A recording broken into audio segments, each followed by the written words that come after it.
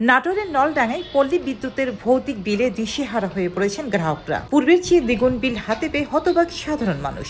বিগত মাসে যে বিল আসতো চলতি মাসে সেটি বেড়ে গেছে দ্বিগুণেরও বেশি। গ্রাহকরা বলছেন এ যেন মন গড়া বিল তৈরি করছে নলডাঙ্গা পল্লী বিদ্যুৎ সমিতি। গত মাসে আগের মাসে বিল আসছে 800 টাকা, এইবার বিল তারপরের মাসে আসলো 1401 টাকা, এইবার বিল আসছে 2200 টাকা। এটা কোনো কথা হতে পারে? আমার বাড়িতে মানুষ 3 জন মাত্র মানুষ, আমার পূর্বে যা ছিল এখনো তাই, তাহলে বিল কেন বেশি হবে? বিল পরিশোধ করেছি, তারপরে আমার ডবল বিল আসছে, 235 ইউনিট।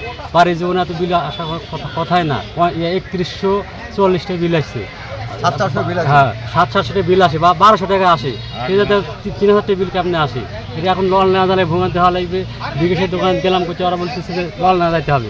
আমরা যে লল না টাকা খরচ লাইনে যাবো, তাহলে আমার বিকাশের দেওয়ার দরকার কি? তাহলে ব্যাংকেই দিব।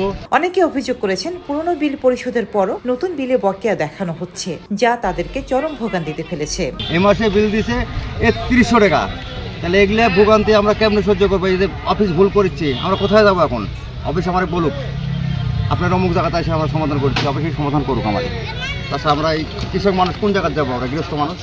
অন্যদিকে নাটোর পল্লী বিদ্যুৎ সমিতি একের নলডাঙ্গা সাব জোনাল অফিসের সহকারী জেনারেল ম্যানেজার মোহাম্মদ ইমরুল কায়েস জানান, অতিরিক্ত বিল দেওয়া হয় নাই। এটা হলো উনি যে বিকাশে পেড করছে, ঠিক আছে, বিকাশে সফটওয়্যারের সমস্যার কারণে আমাদের অফিসিয়ালি এটা পেড হয় নাই, ওই জন্য পেন্ডিং দিয়েছে। ওই জন্য আমাদের সফটওয়্যারে আবার আপনার বিল যদি সময় মতো পেড না হয়, ডেট পার হওয়ার পরপরই এটা অটো যোগ হয়ে যায়। এই জন্য যোগ হয়ে গেছে। উনি গ্রাহক আমার কমপ্লেন করছে, জানাইছে, আমরা অলরেডি কথা বলছি। এটা একটু কষ্ট করে অফিসে আসে এটা ঠিক করে নিতে হবে, আর সফটওয়্যারে বলছে ওরা ঠিক করে দিবে। ভৌতিক বিলের এই জটিলতায় নলডাঙ্গার গ্রাহকরা এখন একটাই দাবি তুলেছেন, বিল ঠিক করে দিন, আমাদের যেন আর কষ্ট না হয়।